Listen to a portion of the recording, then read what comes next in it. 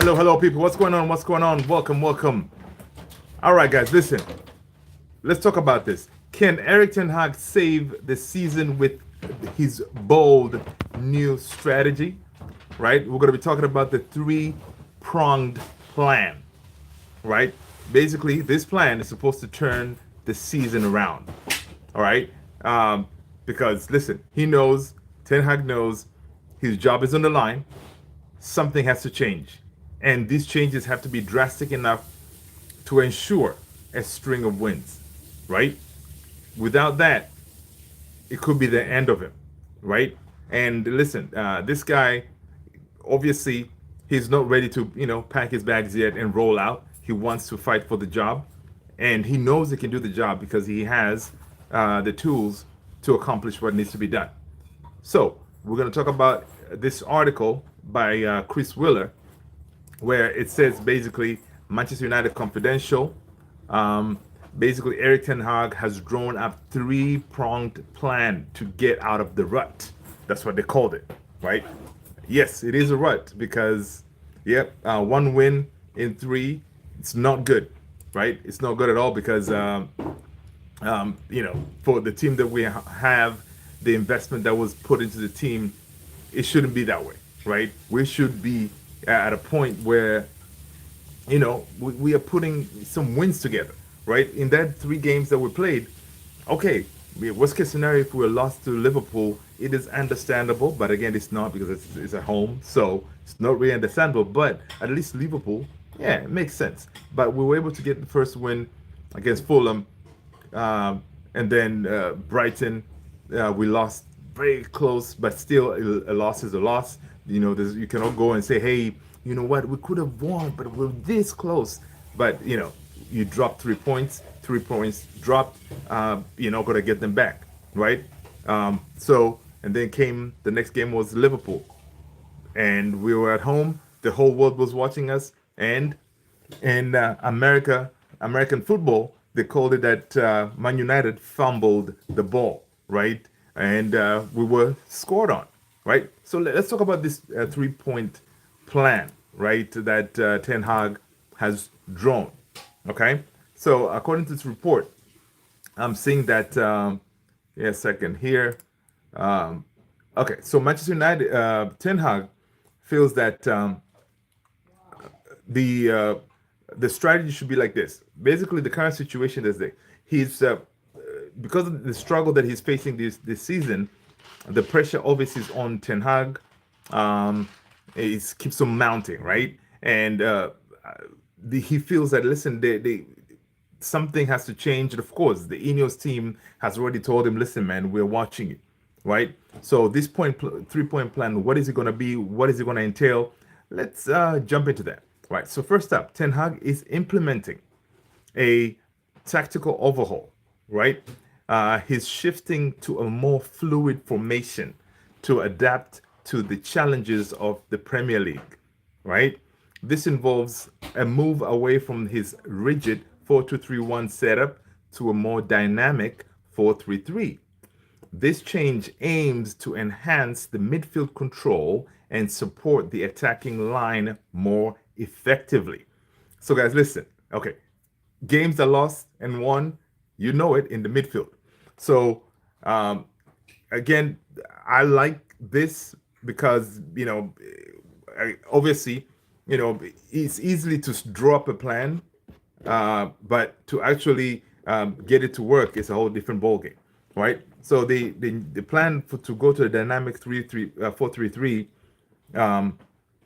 we shall see if that will work. So, for instance, he's been experimenting with Christian Eriksen in a deeper role, basically to distribute the ball effectively, and basically to adjust and to stabilize the midfield, right? I don't know if that will work because obviously we're not planning to see Christian Eriksen in that team, right? So let me check this out real quick. Give me a second here. Um, when you're trying to do this live, right? And then you have your talking points and everything ready to go, and then the computer decides to shut down, right? What's up with that? You know. That's why you should always have a backup, and and you work it. And this is the fun thing about doing these things live. I heard he can save it. What's going on, everybody? Smash the like as you come in and hit that subscribe. So let me see. What do you say? Wild Wet. He said, I heard he can save it if you say, if you say what? Listen, let's see here. Let's check this out. Give me a second here. I lost my talking points. Seven sizzling. Oh man, that is funny. That is funny. All right. Uh, Listen, the seven sausage. Okay, you know what?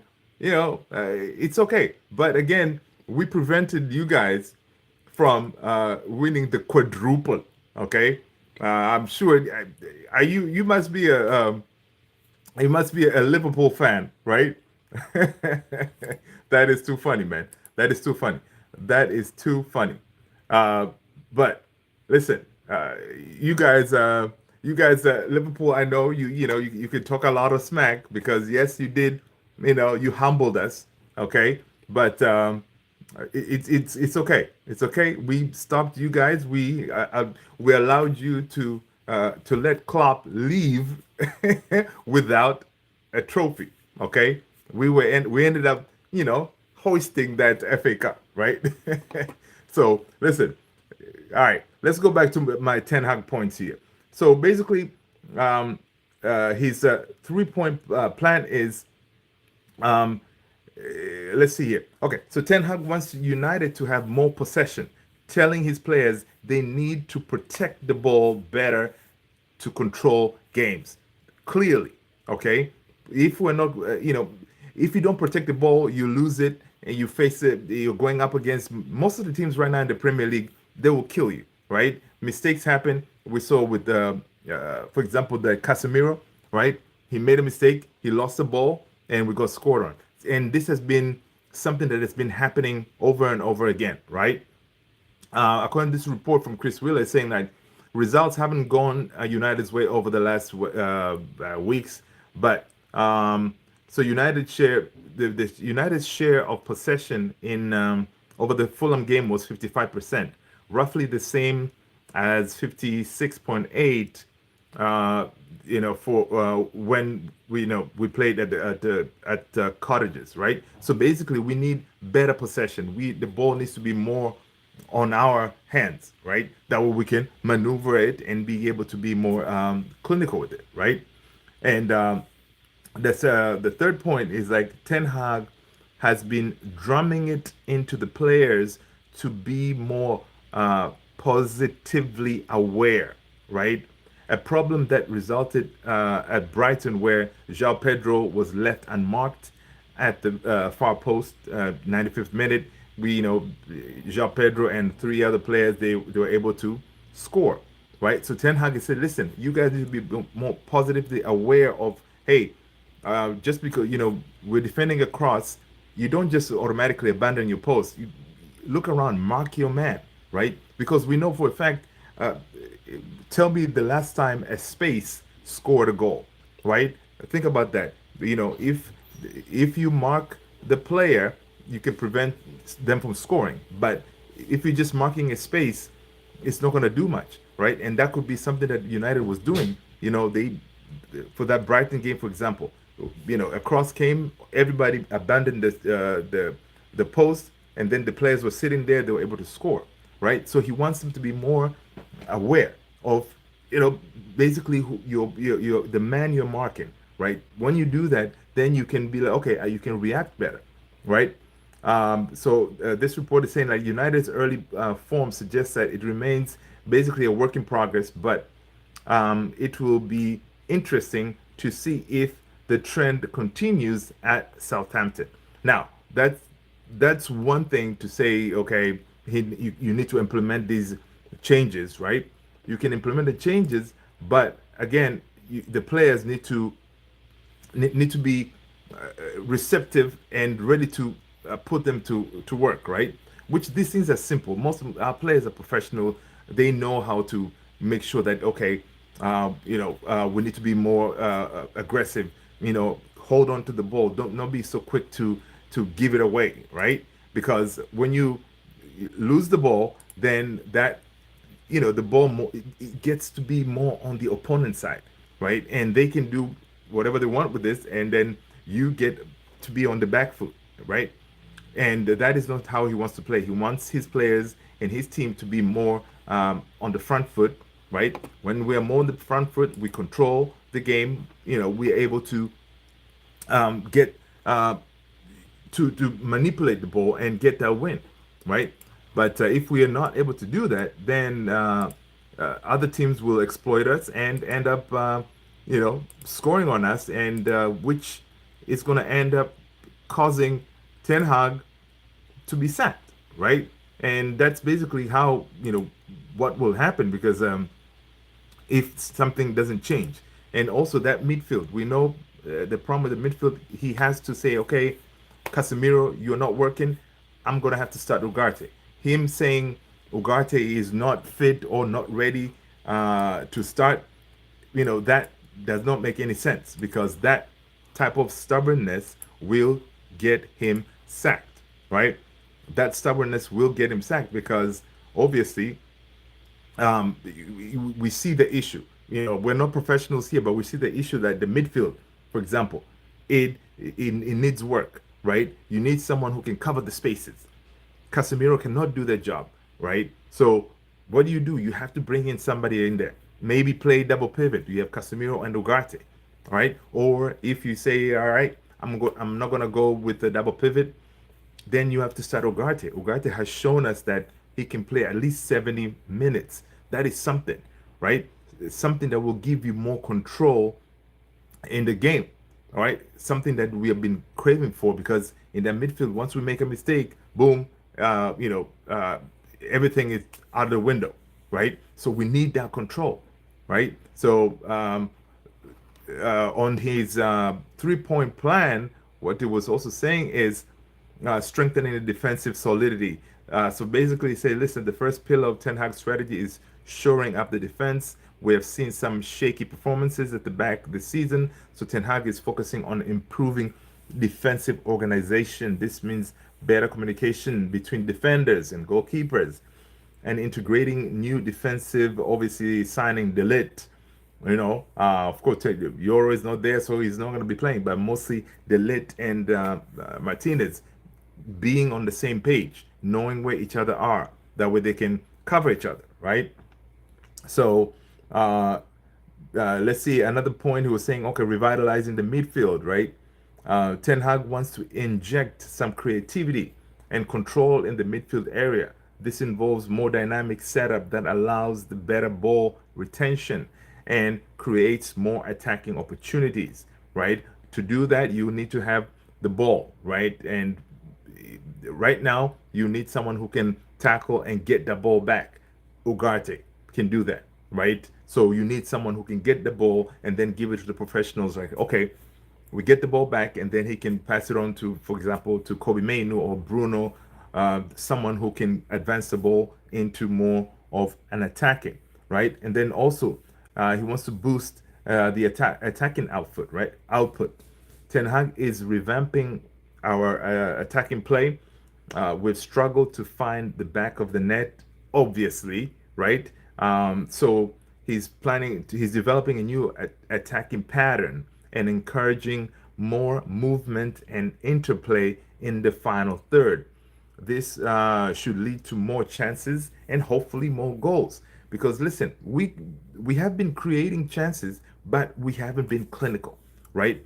We have to be clinical in order for us to make sure that we're converting those chances, right? Because the way we're playing, if we're not converting the chances, then what's the point of creating them if you're not going to put them away, right?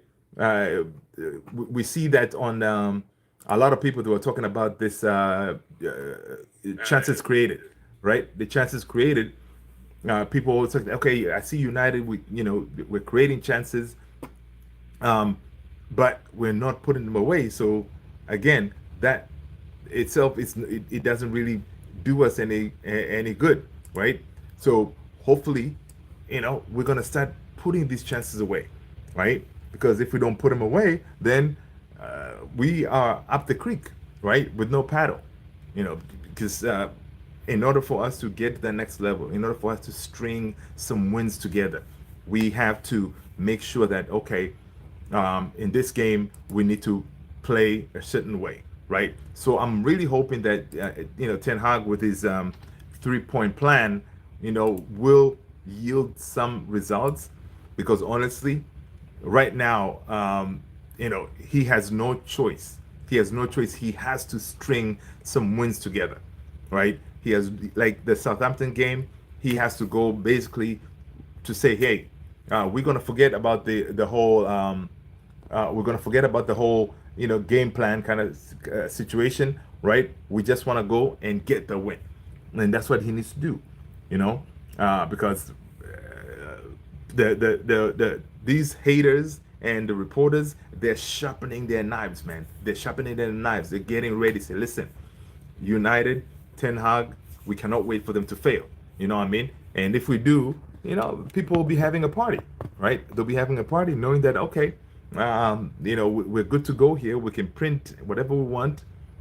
And um, and because Ten Hag will be providing them the ammo, providing these haters the ammo that, hey, United is struggling, right? So I'm checking on X here. I'm seeing that this is from Senator Devil saying Erik Ten Hag is urging his players to be nastier, right, as part of the three-pronged plan to improve performance this season, right?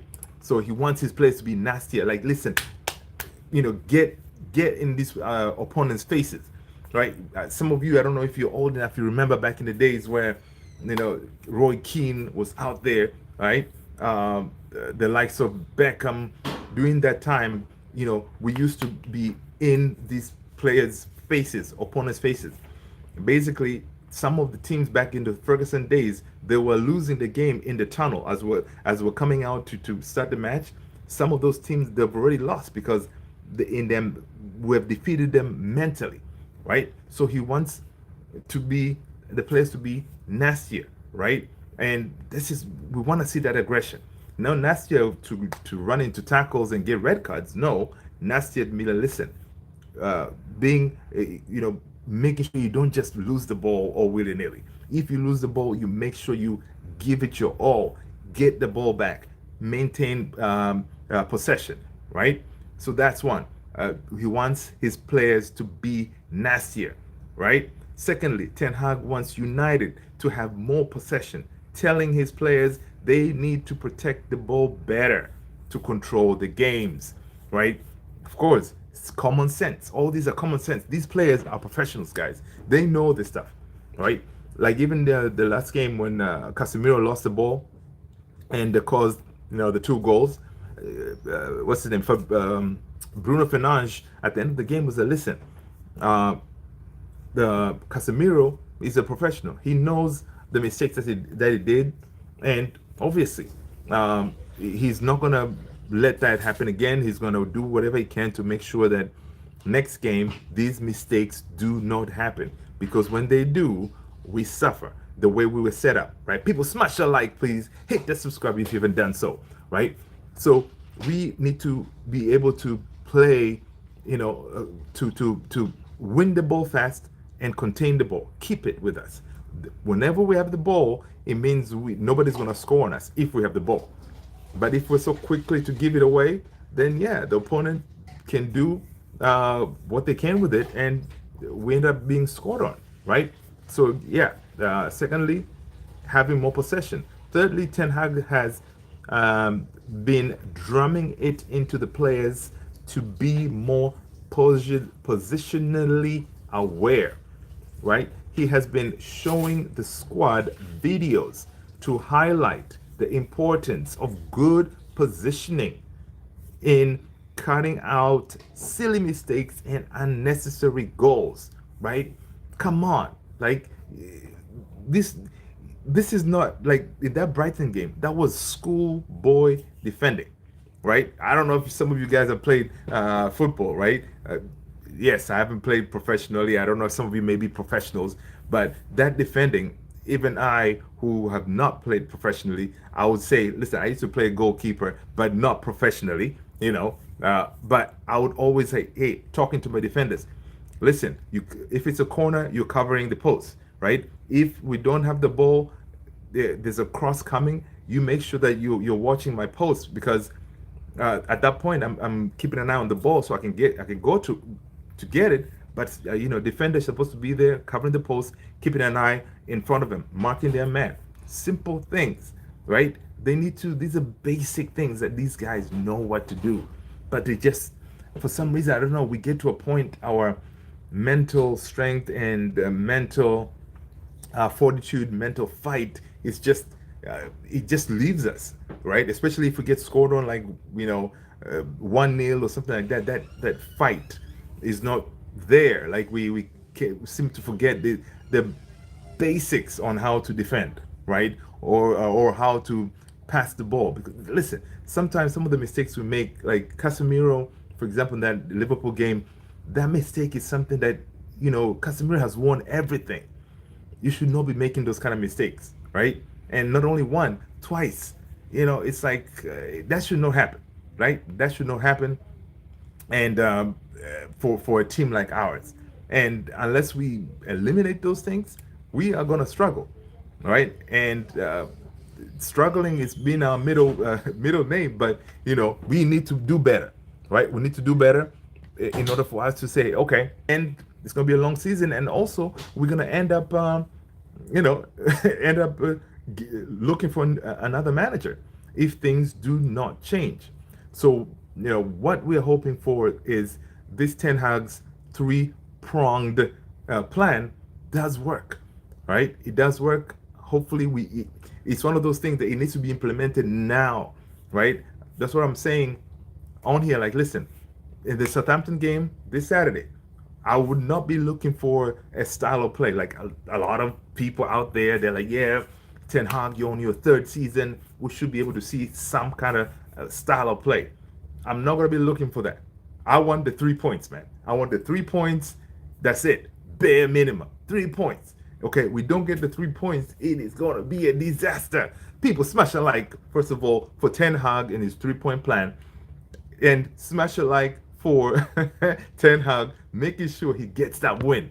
Right, he needs to get that win on Saturday because these haters and these reporters, they're out there. They're sharpening their knives. They've already printed what they're gonna say before the game. The ball has even been kicked because they want us to lose. They want United to lose. They want Ten Hag to be sacked because when the negative news is happening for Man United, listen, everybody's gonna click on it because we're the biggest and the best team in the world, man.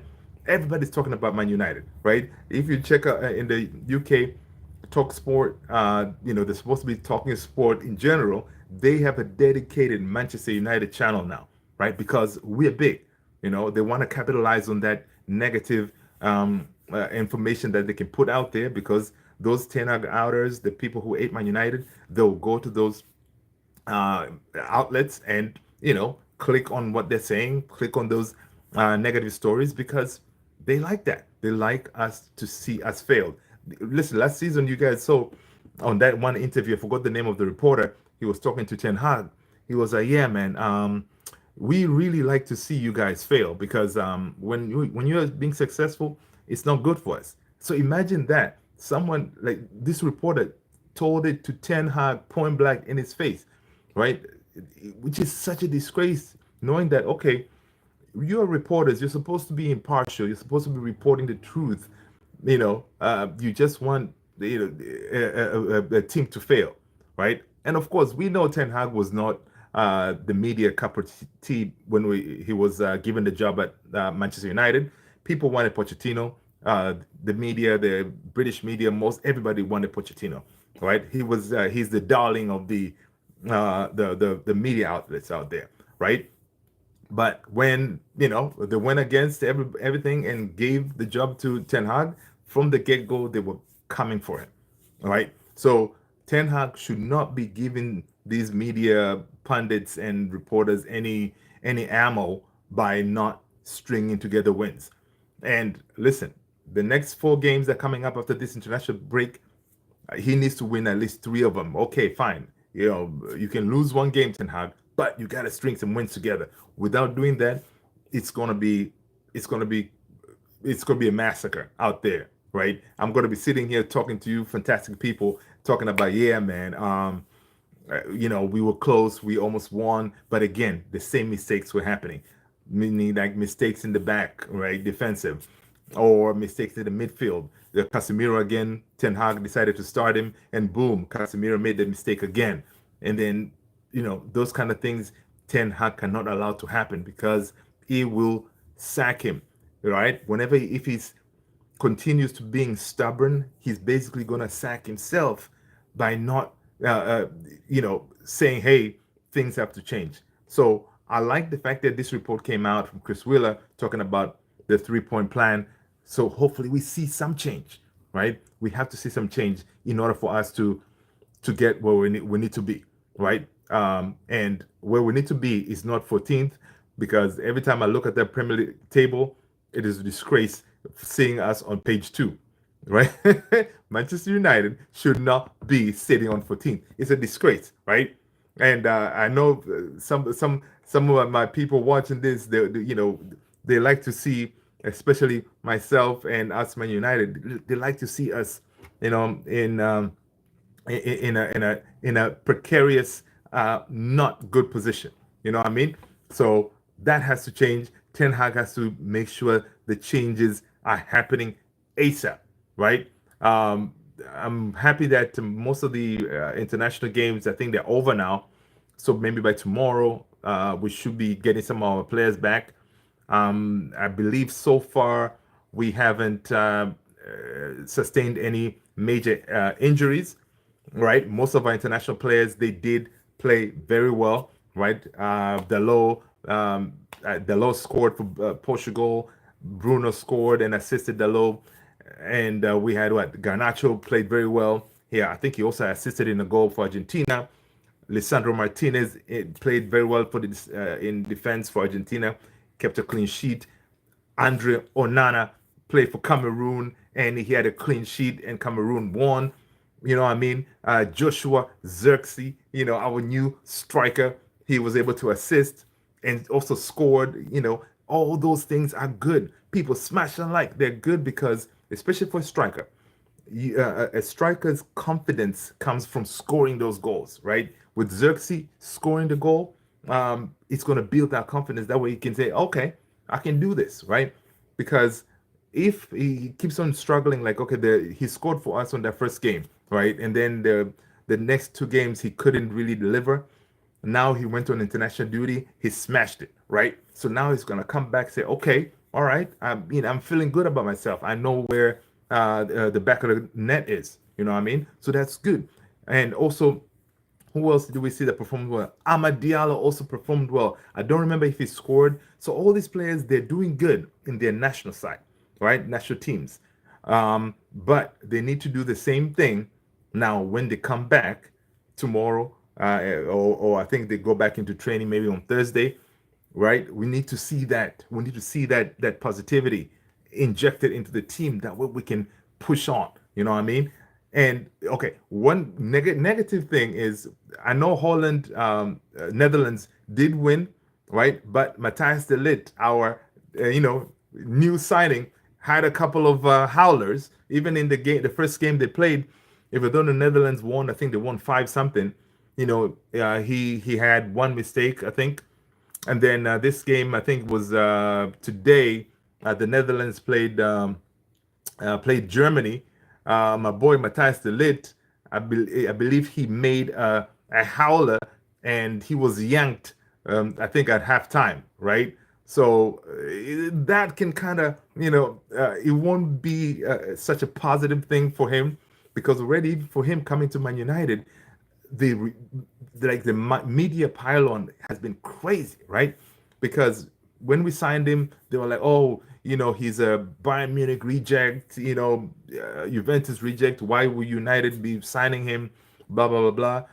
But now going to his national team, making those mistakes, that is not going to be good for his confidence. And of course, him coming back, we don't have much choice. Most likely, he's going to start with Martinez in that back four, right? He's going to start with Martinez. I do not want to see Maguire starting, right? I'm sure you guys agree with me. We do not want to see Harry Maguire starting in that Southampton game unless there's an injury. All right. Okay. Maguire, he did play decent for England. He really didn't have much mistakes. He's a steady Eddie, they say they call it. But I don't want to see Maguire starting, right? Maguire can chill on the bench in case we have an injury. But I want De Ligt, even though he had a few mistakes for the Netherlands national team, I want him to, to develop that relationship with Lisandro Martinez, right? Because those two, they have to have a partnership that works, knowing that, okay, if De Ligt advances the ball, Martinez can kind of hold back to keep an eye on, what is happening on the fullbacks, right? If the fullbacks bomb forward, then they'll know, okay, the late Martinez, one of us needs to hold back, or both of us hold back because our fullbacks are gone. So that understanding, especially the back four, it needs to be established. So I want Matthias de Ligt to start, even though he did not have a good international break for him. It wasn't really a break they played. That he needs to forget that quick. And one thing I know, or what I've read about in most of these professional footballers, right? They have a short-term memory, right? Why do I say short-term memory is this? Because basically you can suffer a setback, but you cannot carry that feeling of, oh my God, I made a mistake, I did this, to the next game. So some of them have that the ability to say, you know what, it is what it is. Let's put that in the back burner and let's move on to the next game, right? So let me see. So I'm checking this on United Truthful on Twitter. Virgil van Dijk on Matthias de Ligt mistake. Van Dijk says, "This is football. You have to learn from this. It's one moment, but at the highest level, you will get punished for it." So that's the Netherlands captain Virgil van Dijk. Listen, Van Dijk is, he is good, man. Van Dijk is he's the man when it comes to defending. So he's saying, listen, and De Ligt, he's a young defender. He's learning the trade. So Van Dijk says, listen, that was a good talking point that he said, listen, this is football. You have to learn from your mistakes, right? And if you make those mistakes, you get punished at high level. And those kind of things, honestly, De Ligt, it cannot happen for Manchester United when you come playing for us. Because you make a mistake like that, guaranteed we're going to get scored on. Because Onana is my boy, all right? Onana is my boy. I love his attitude. I love everything. He's representing Africans in the Premier League, also at Manchester United. But Onana hasn't been saving much, right? In the last couple of games we played, each time Onana, he has had very few saves, but most of the shots that he got, they scored on us. So De Ligt, Martinez have to be solid to make sure, okay, we play a solid game, 100% focus with no mistakes, right? So De Ligt, listen, man, we'll be watching you. And of course, again, because of this, I'm sure you guys check it out. Check go on social media, go on any like publication from the UK, the Daily Mail, the Star, or Talk Sport. Everybody will be talking about De Ligt and the mistakes that he did, the fact that he got yanked, I think at halftime on an international game. Everybody's going to be doing that because they want to see us fail, right? Us signing De Ligt, the media didn't like it. So they're going to be going after him, just like everybody else at Manchester United, man. That's why with Ineos signing these new players coming in, they needed a certain profile of player, right? You're not only good on your feet doing certain things, you got to be mentally strong because once you put on this jersey, right, the red of Man United, it's a whole different ballgame. Everybody, you have a target on your back. You know what I mean? So you always have to be like, listen, I gotta, I need to roll with the punches, right? Because you make a mistake, you don't do something right, you're gonna be killed on the social media, and the reporters will be piling on you. So you need to be able to say, okay, you know what? I'm not going to be checking social media. I'm just going to focus on my game. Or even if you see something, you don't let it bother you, because listen, it's not going to stop, right? Even if when you're winning, you know, again, they'll still be coming on you, right? Like the other day, it was yesterday or the day before, during this international break, basically, right? I was watching, I don't know if it was Talksport, one of the media publication in the UK. They were going after Anthony, right? Saying that he's such a flop. Yeah, okay, Anthony, yes, valid. We spent a whole bunch of money, 80 million to be exact, but he hasn't really delivered for us, right? But the way they were going after at him, even though he did not play in the Liverpool game, right? He did not play. I don't think he played in the Brighton game, right? But already they're talking about him as if this guy has, you know, he played and he made all these mistakes. They were just killing him, right? So those kind of things, if you see them, of course they can really, you know, either lower or kill your morale, right? And always it makes you doubt yourself whenever you're out there trying to perform. You're always overthinking what you need to do, right?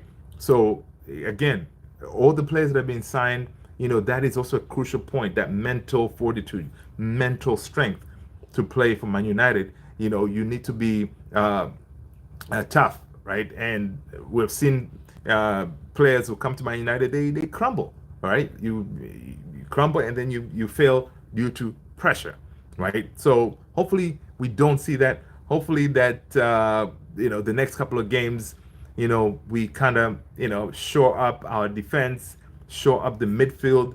Hopefully that Ugarte, you know, Ten Hag doesn't act a fool and decides not to play Ugarte, because that will be, again, people will be like, Ten Hag, you are going to sack yourself, right? You got to play your best players. And one player that needs to start in that midfield is Ugarte. Either play as a double pivot, Ugarte and Casemiro, right? That way you shore up that midfield. Or you start Ugarte because he has legs, he has the tenacity, he can boss that midfield just the way he bossed the midfield when Uruguay played Paraguay in the last game, where he played like 70 something minutes, right? And Ten Hag in that last press conference against Liverpool, he was like, well, this guy is going to take him at least 3 weeks to a month to be bedded into the team, to get match fit. It's ridiculous, right? So Ugarte kind of sent a clear message to Ten Hag, said, dude, I know you're saying that I'm not match fit.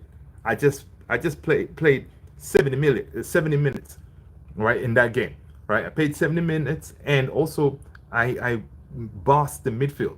So meaning he can do the job for us, right? So hopefully, man, Ten Hag, you know, he rethinks his strategy, right? And you know, we string a win. You know what I mean?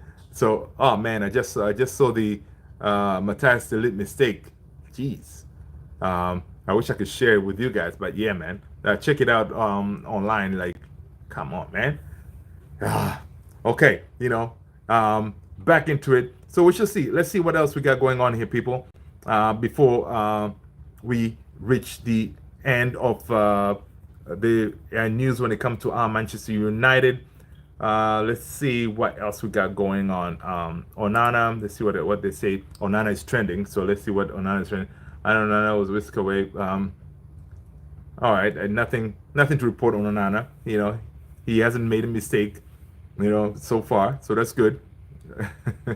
Let's see what else we got going on. I see Maguire here. Let's see what Maguire. They're talking about Maguire. Yeah, he did play. Kobe Mainu, Harry Maguire, and Joshua Xerxes all end their nights. And so Maguire didn't play for England today, so that's good. Kobe Mainu didn't play either. That's good. All right, and Joshua Xerxes also did not play. Hallelujah. Yes, let him come back uninjured, fresh. They need that, right? That's what we want. Okay, good. Maguire played on the first game, England's first game, on the international break, so he did play that. Kobe Maino also played. Xerxes also played, so it's good that, you know, they're given some time on the bench. That way, you know, they can come back ready to roll. You know what I mean? Let's see what else we got going on here with Manchester United. Any other um, interesting bits that we can talk about? Um, let's see here. Yeah, I saw there was this ridiculous point, right? People are talking about apparently Sir Jim Ratcliffe. He likes the idea of Zinedine Zidane being that the next manager for Manchester United. Listen, man, we know. I know this. I don't. I'm sure some of you guys know that there's no way Zidane is going to come to Manchester United. Okay. First of all, he's not. Zidane is not a project type of manager, right? He's not going to come because people are like, yeah, if Ten Hag gets sacked, then it could be Thomas Tuchel, which we talked about already the other day. He's not gonna come. Southgate, please, God, no, no, no, no, Southgate, because if he becomes our manager, man, oh my lord, it's gonna be one of those like during the Glazers out movements, people will be holding banners at Old Trafford saying Glazers out the minute they sign him, right? So Zidane, back to him, he's not going to come because first of all, Zidane, the reason he worked out at Real Madrid is because he came in to a team that already had the pieces there. He already had the stars that he basically just had to kind of you know uh, coach them, but not really do much with them. Just a couple of strategy here and there. They were able to string a whole bunch of wins together and get it done. United is a whole different ballgame. You are building a team, and most of the players that we have now, they're young, right? So you really have to coach them to play a certain way, and that's what Ten Hag is trying to do. Ten Hag is a developmental coach. He has done it at Ajax, right? So he has the track record. Now, if you bring in Zidane, it's not going to work, right? He doesn't have that experience. He doesn't have that patience, right?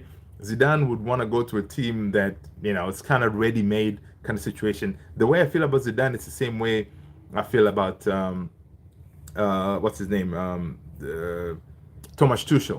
Thomas Tuchel, to me, he's not a developmental coach where you can mold young players to get them to that next level, right? Same thing. Thomas Tuchel would have been like a Glazer like appointment, right? You bring in a coach, he'll give you one season here and there, and then yeah, he could win you a thing. Maybe he can win you a Premier League or something. But in the long run, he wouldn't work. What the Ineos, this new footballing structure it's on now at Man United, they're trying to build a team that can consistently win championship and trophies instead of not having just a one-hit wonder. Kind of you chuck in a whole bunch of cash in the team and then you win a Premier League and then the next season you drop off. They don't want that. They're building a team of young players, hungry players that can continue to develop and get to that level where for example, like where the likes of Man City are now. Man City, they have consistently been winning because the team was built from the ground up, right? Those players, that's why they're able to deliver. The season in, season out, they're delivering. So Ineos, they're trying to do a similar structure to build that team, signing young players, hungry players, players that are on their first contract or second contract, similar to what Ralf Ragnick said. Ralf Ragnick, I don't know if you remember, you guys, he was the interim manager at Manchester United. He he looked at the team that we had during that time.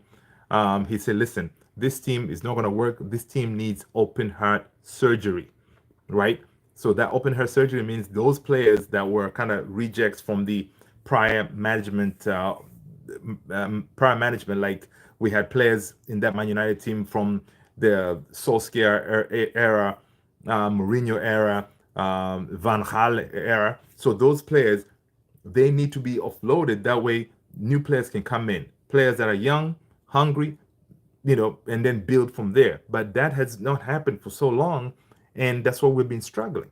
But now, Ineos, this new footballing structure that has been put forth, that's what they're trying to do. They were able to offload quite a few players this transfer window. We still have some, the likes of Christian Eriksen, Maguire. We have Lindelof. We have who else? Who else needs to go? Luke Shaw. All those old players that they're really not going to be here for the next 5 years, those need to be offloaded. And they so far they've done a pretty decent job by bringing in these young players who can get us to that level, right? Get us to where we need to be. And that Ragnick has said that open heart surgery, that's what he meant, to get rid of that old junk, all right, of players that cannot deliver, get rid of them and bring in fresh blood. So far, Ineos have done it. 5 players came in this transfer window: Xerxes, Delit, Mazraoui, Lenny Yoro, Xerxes, right? Good. Now, next transfer window, we already saw the last couple of days, they were talking about what else they're going to be working on. Luke Shaw, injury prone. Listen, he's a top notch left fullback, but he's too injured, right? He's not going to work for us in the next, I don't know, a couple of seasons. So he needs to hit the door.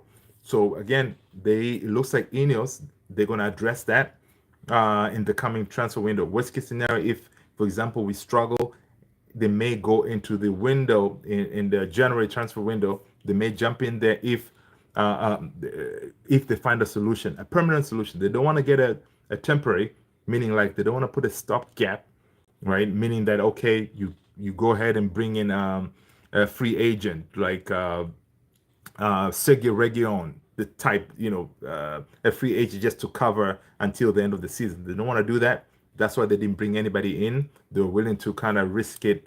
Hopefully, Luke Shaw can come back and play a few games. Hopefully, Terra Malacia can come back and also play a few games.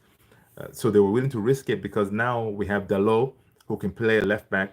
Mazraoui can play left back. Lisandro Martinez can play left back to cover Luke Shaw and Malacia, right? So they were willing to risk it. That way they can get a permanent solution down the road. So, it's a good plan. Risky, but a good plan, right? That way you don't just go ahead and just say, hey, just get a Band-Aid for now. No, they don't want to do Band-Aid moves. They bring in solutions. So, maybe in January they may find a solution for the left back, or next summer, right? And once we sort out the left back and then we offload the likes of Maguire, and then obviously if we offload Maguire, they're going to try to bring in Jared Brantwaite, who has been their top target. They've been trying to work to bring him, but Liverpool, they were not trying to play ball, asking for 70 million. Really? Who's going to pay 70 million for Jared Brantwaite?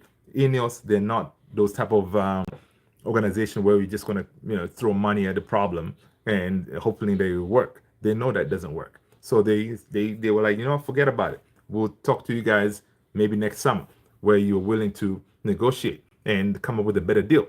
So, that kind of situation, Brantwaite may come in.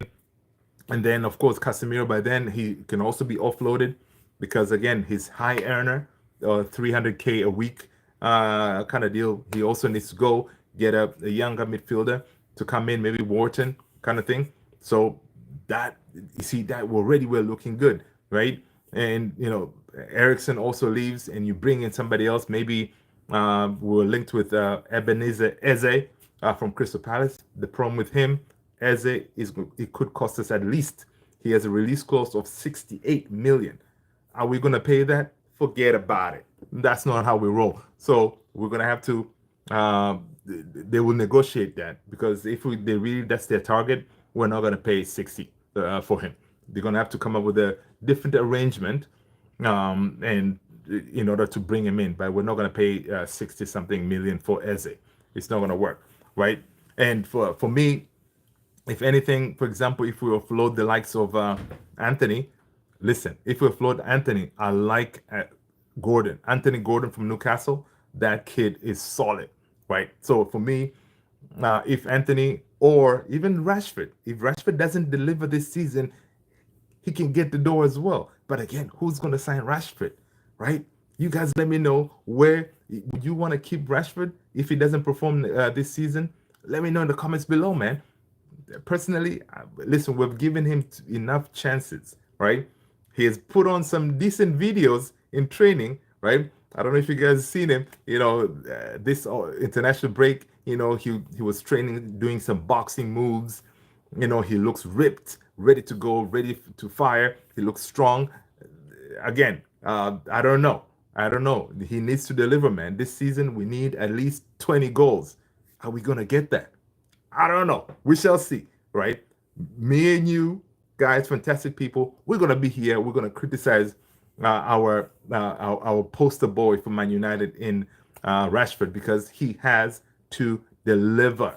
He has no choice. Last season, he was shambolic. This season he has to do something. He has to show us something, right? So if he doesn't, we offload him. Boom, bring in Gordon. We'll be looking nice. You know what I mean? So there's a lot of things that need to happen for that team to get to that next level. I really hope that Ten Hag can kind of show us the fans and also the hierarchy at Manchester United, said Jim, Barada, Wilcox, and all of them, show them that he is the right man for the job, meaning that whenever you're faced with adversity, you have a plan and you execute that plan. That way you can string wins together. He showed us that when we won the FA Cup last season against Man City. Nobody thought we were going to win that game, right? But he was able to put the team together and we whooped Man City and we hoisted the FA Cup, which eventually saved his job, right? And also he did the same thing in the Brighton game prior to that. We got to win. So he needs to have that mentality now. Say, hey, this is survival football. The style of play can come later, but we gotta win these games coming up, right?